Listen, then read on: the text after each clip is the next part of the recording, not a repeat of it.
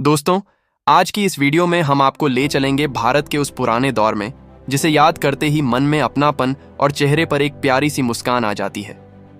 यह वह समय था जब जिंदगी में भाग दौड़ कम और सुकून ज्यादा हुआ करता था।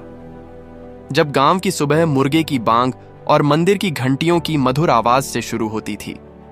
जब मिट्टी के घरों में रहने वाले लोग सीमित साधनों के बावजूद खुशहाल जीवन जीते थे। उस समय गांव की सुबह का नजारा ही कुछ अलग होता था। सूरज निकलने से पहले ही लोग अपने दिन की शुरुआत कर देते थे।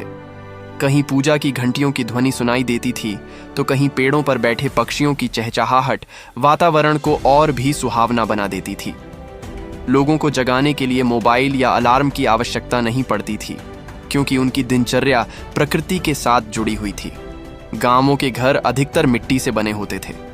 खपरेल की छतें, बड़े बड़े आंगन और लकड़ी के दरवाजे उस समय के घरों की पहचान थे। घर भले ही साधारण होते थे, लेकिन उनमें रहने वाले लोगों के दिल बहुत बड़े होते थे। गर्मियों में मिट्टी के घर प्राकृतिक ठंडक देते थे और सर्दियों में पूरा परिवार एक साथ बैठकर गर्माहट का आनंद लेता था। पानी की सुविधा आज जैसी आसान नहीं थी। गांव के लोग कुओं, तालाबों और हैंडपंपों से पानी भरकर लाते थे। सुबह के समय सिर पर घड़े लिए महिलाओं की लंबी कतारें आम दृश्य हुआ करती थीं। कुएं केवल पानी भरने की जगह नहीं थे, बल्कि सामाजिक मेलजोल का भी केंद्र हुआ करते थे, जहां लोग बातचीत करते और गांव की खबरें साझा करते थे। उस दौर में खेती किसानी गांवों की रीढ़ मानी जाती थी। किसान सुबह जल्दी उठकर अपने पशुओं की देखभाल करते और खेतों की ओर निकल पड़ते थे। उनके लिए खेत केवल रोजी रोटी का साधन नहीं, बल्कि उनके सपनों और उम्मीदों का आधार थे। अच्छी बारिश किसानों के चेहरे पर खुशी ले आती थी, जबकि सूखा उनकी चिंताओं को बढ़ा देता था। उस समय ट्रैक्टर बहुत कम देखने को मिलते थे। बैलों से हल चलाया जाता था और बैलगाड़ी परिवहन का प्रमुख साधन होती थी। गांव से शहर तक का सफर अक्सर साइकिल या बैलगाड़ी से तय किया जाता था। साइकिल का मालिक होना भी एक विशेष बात मानी जाती थी। घर की रसोई में भी एक अलग ही अपनापन होता था। मिट्टी के चूल्हों पर लकड़ी और उपलों की सहायता से भोजन तैयार किया जाता था। चूल्हे पर सिकती हुई रोटियों की खुशबू और दाल में लगते तड़के की महक पूरे घर को महका देती थी। भोजन साधारण होता था, लेकिन शुद्ध और पौष्टिक होता था। घर की उगाई हुई सब्जियां, ताजा दूध, दही और मक्खन रोजमर्रा के भोजन का हिस्सा होते थे।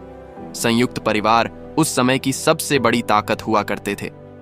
एक ही छत के नीचे कई पीढ़ियां साथ रहती थीं।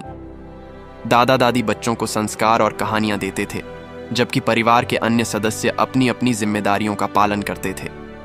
हर खुशी और हर दुख मिलजुल कर बांटा जाता था। उस दौर का बचपन वास्तव में अनमोल था। बच्चों के हाथों में मोबाइल फोन नहीं, बल्कि कंचे, लट्टू, गिल्ली डंडा और पतंग हुआ करती थी। कबड्डी, खो खो और पिट्ठू जैसे खेल बच्चों की दिनचर्या का हिस्सा थे। पूरा गांव उनका खेल का मैदान होता था और शाम होते ही मां की आवाज सुनकर सभी बच्चे घर लौट आते थे। शिक्षा व्यवस्था भी काफी सरल थी। सरकारी स्कूलों में बच्चे स्लेट और खड़िया लेकर पढ़ने जाते थे। शिक्षक अनुशासन और नैतिक मूल्यों पर विशेष ध्यान देते थे। शिक्षा का उद्देश्य केवल पढ़ाई नहीं, बल्कि अच्छे संस्कार देना भी होता था। शाम के समय गांव की चौपालें जीवंत हो उठती थीं। लोग अपने दिन भर के काम के बाद वहां इकट्ठा होते थे। कोई रेडियो सुनता था, कोई आपसी बातचीत करता था और गांव के महत्वपूर्ण फैसले भी वहीं लिए जाते थे। उस समय